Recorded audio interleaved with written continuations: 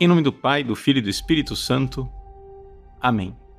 Meus queridos irmãos e irmãs, celebramos hoje o grande Papa, grande mesmo, inclusive no título, São Gregório I, apelidado de São Gregório Magno, Papa e Doutor da Igreja. São Gregório Magno foi Papa durante um período muito difícil da história da Igreja. O Império Romano, ele já tinha caído no Ocidente debaixo do poder e das arruaças dos bárbaros, né? Ou seja, eram ostrogodos, lombardos, todo tipo de bárbaro tinha já invadido a cidade de Roma, destruído os monumentos. A cidade, que antes esplendorosa tinha 1 milhão de habitantes, na época de São Gregório Magno, estava reduzida a 100 mil habitantes e vivendo numa situação muito precária, né? A cidade debaixo de tragédias, catástrofes como enchentes, peste, e ali também a fome, a desordem, tudo isso é a Roma da época de São Gregório Magno. O que acontece, porém, é que Gregório era de uma família importante, né, da nobreza romana. Ele foi, devido à vocação um pouco da sua família, chamado a servir, né, politicamente, servir administrativamente à cidade de Roma. E com 30 anos de idade, São Gregório foi prefeito da cidade de Roma, ou seja, era ele quem tinha que administrar tanta confusão, tantas dificuldades, e desempenhou o seu papel com grande caridade, porque sim, ele ainda não era monge, ainda não era diácono, como seria depois, ainda não era papa, mas já buscava a santidade, já era um homem que estava no caminho da santidade. Então São Gregório Magno serviu ao povo de Roma, até que finalmente, terminado o seu tempo de administração na cidade de Roma, ele, com seus 35 anos de idade, decide deixar tudo para ser monge, né? E então fundou um pequeno mosteiro na propriedade da sua família no Monte Célio, lá em Roma, né? O Monte Célio, para quem não conhece a cidade de Roma, fica ali perto do Coliseu, do Arco de Constantino, do Circo Máximo, do Palatino, que são, digamos assim, pontos turísticos hoje da cidade de Roma, que mostram como era um ponto realmente central e importante da cidade. A cidade despovoada, todos esses monumentos já estavam bastante depredados pelos bárbaros, né? O Circo Máximo destruído, o Palatino em ruínas, tudo, né, tinha despencado. No entanto, ali, perto dessas ruínas, no Monte Célio, Gregório começa uma vida de monge, uma vida dedicada a Deus, dedicada à contemplação das verdades de Deus, às Sagradas Escrituras. Mas quando a pessoa busca a santidade, não quer dizer que Deus agora vai deixá-la em paz, muito pelo contrário. Gregório, que tinha se retirado para uma vida monástica, tinha se retirado, né, das suas funções políticas, é então chamado pelo Papa para desempenhar uma missão importante. Roma estava abandonada pelo imperador, que morava lá em Constantinopla, do outro lado do mundo.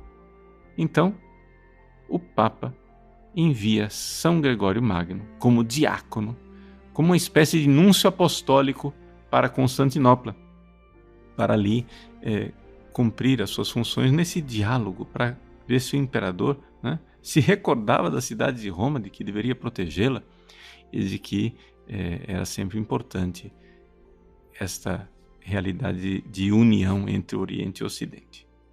Foi nesse tempo em que São Gregório Magno era diácono e era uma espécie de núncio apostólico lá em Constantinopla, a palavra que se usava na época era apocrisário, né? Que ele escreveu o seu famoso comentário ao livro de Jó. Veja, se você não conhece nada desse comentário ao livro de Jó, né, saiba, é uma verdadeira enciclopédia, poderíamos dizer assim, de ascética e mística. Ou seja, são comentários morais, assim que são chamados. Mas, na verdade, ali é o monge, né, o pastor de almas, o homem que estava acostumado a aconselhar as pessoas, que vai lendo o livro de Jó e, claro, a partir da leitura alegórica, né, a partir de uma leitura inspirada e espiritual do livro de Jó, ele vai falando, né, dos vícios, dos pecados, do que é que nós devemos combater, como é que nós podemos fazer para nos aproximar de Deus. Então, durante estes anos que São Gregório Magno ficou lá em Constantinopla, ele escreveu, né, tudo isso e serviu, né, de grande valia, porque depois será um livro comentado durante a Idade Média, conhecido e reconhecido. É isso uma das razões pelas quais São Gregório Magno será chamado de doutor da Igreja. Terminado seu tempo em Constantinopla, né, São Gregório Magno volta para Roma e pensa, né? Agora deixai vosso servo ir em paz. Ele estava com seus 45 anos de idade e disse, não, agora chega. Só que, algum tempo depois, quando ele já tinha 49 anos, morre o Papa Pelágio II. Quem que agora vai governar a Igreja de Roma? Bom, o povo, né, e o Senado de Roma, né, Senatus Populusque Romanus, o povo e o Senado de Roma, invocaram, né, gritaram, Gregório.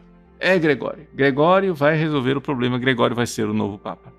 Bom, São Gregório, que nunca pensou em ser bispo na vida, muito menos bispo de Roma, o que é que ele fez? Deu no pé, fugiu, foi para o mato. Ou seja, ele se retirou numa fazenda no interior, fugindo da missão de ser Papa, porque achava que aquilo era maior do que ele conseguiria realizar. Mas o povo precisava de ajuda e foram, né, à caça. Ele foi verdadeiramente caçado e trazido de volta para ser consagrado bispo, né, sagrado bispo, e tornar-se Papa. Ali ele estava com 50 anos de idade.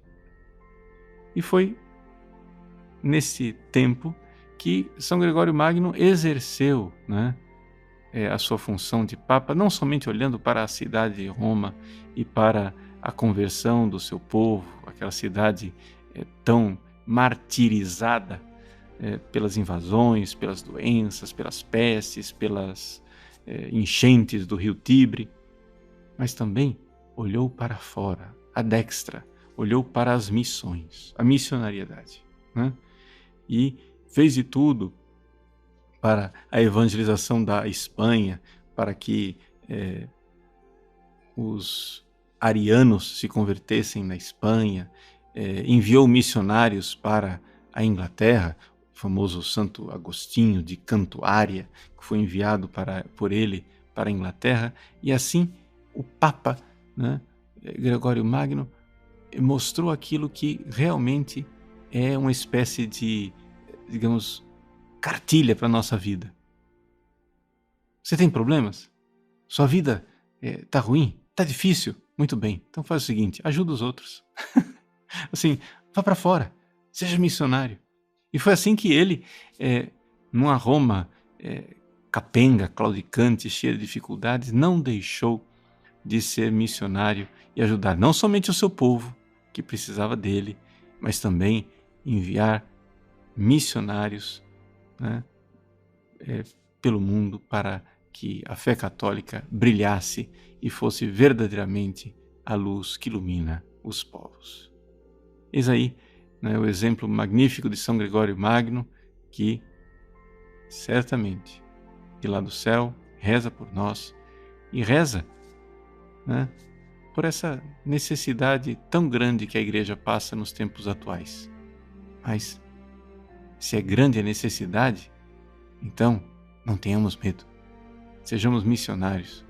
Vamos converter mais gente, porque é exatamente nesses momentos de dificuldade que Deus nos manda graças, uma graça nova, para que a sua igreja seja verdadeiramente aquela que brilha como luz das nações.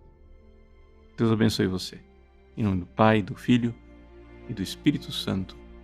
Amém.